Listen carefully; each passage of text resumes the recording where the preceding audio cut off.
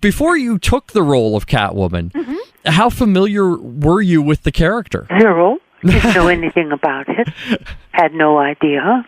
It was hugely popular on the college campuses, and kids of 4 years old now tell me they'd run home from school and they'd plunk themselves on the floor in front of the TV and get up to no good. I think they were doing exactly what they should have been doing on a show that was more popular, I think, than anybody anticipated. I found out later that all the major stars in Hollywood wanted to be guest stars on the Batman show because if they didn't, their kids wouldn't speak to them.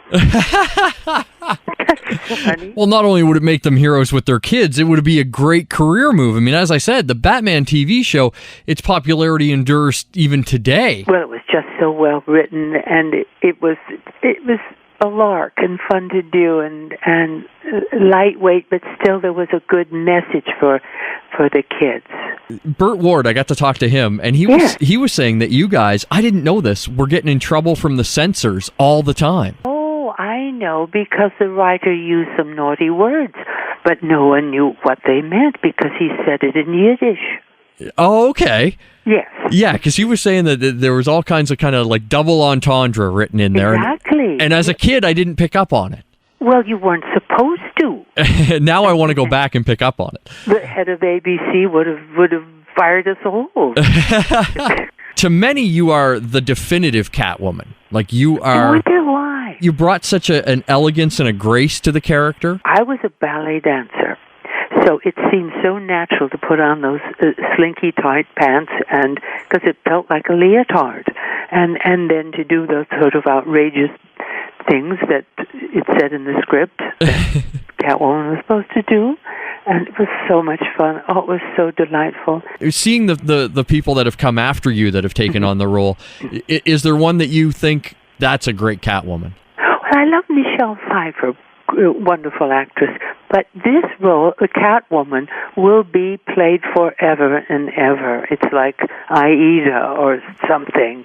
There's always going to be the role of Catwoman, and every actress will do it in her own way and make it special. Now, I know you're also an avid gardener, and living in L.A., land is at a premium. Does that make it hard for you, or do you live just outside of L.A.? I live in Los Angeles, okay, right in the middle of the city, but I have a third of an acre at least, and I have 4 gardens and 4 secret gardens. Oh. So, because I live kind of near the Pacific Ocean, so everything grows here. Roses, fuchsias, camellias, everything. What got you into gardening? It's good for the soul. And you can go out in your garden, and it seems that problems get solved, and you just feel lighter and finer. And then you have the honor, you have many plants named after you even. Oh, I do. A rose named after me, and a daylily, and now a begonia, and now I'm purring for, well, we'll see. You're working on 4 books. Oh, yes. Mm-hmm. What are you working on? Well, I have this first book, which is already out, and it's on Amazon. It's called The Conscious Catwoman Explains Life on Earth. Okay. It's a little bit tongue-in-cheek. There's lots of wonderful pictures in there. And there's a chapter on gardening, of course, and the men that I have been in film with, and big stars, and some good advice for your youngsters. It's a kind of a how-to book. Okay. And then, so that's one of them. There's 3 other ones. Can you give me Well, there's another book I have called First Fantasy.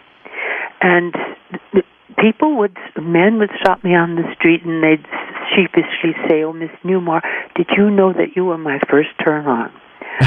And I didn't know what to say. So these are stories that people send to me on my website, julienewmar.com, and they tell me of the first adoration that they had that made them realize that they would probably fall in love with the opposite sex in due time, or whatever sex you see it these days. So if you want to write me a story, I would be most pleased to hear from you. JulieNewmar.com. I was going to ask you how it felt to know that you helped usher in so many young men into puberty. And aren't I lucky? Think of it. I mean, you could be known for being an SOB or just someone undesirable, but just think how lucky I am. What better lady than yourself, and then what better character than the slinky, sexy, seducing Catwoman? Well, I wasn't that bad. Or was I? I think it's inherent with the character. Yes. The dialogue was pretty dishy and fun. It's what you've got thinking in your head that people pick up on. Well, I think every young boy wants to be a hero, so everybody wants to kind of be Batman. I welcome that. And then when you have that kind of counterpart that's not all bad but not all good and kind of draws you, there's a great balance between those two characters. It's for real people. Yes. And there's a comic book coming out this summer. Are you excited to see that? It's reviving Batman 66? Oh, goody. What I hear is there's a doll by Mattel.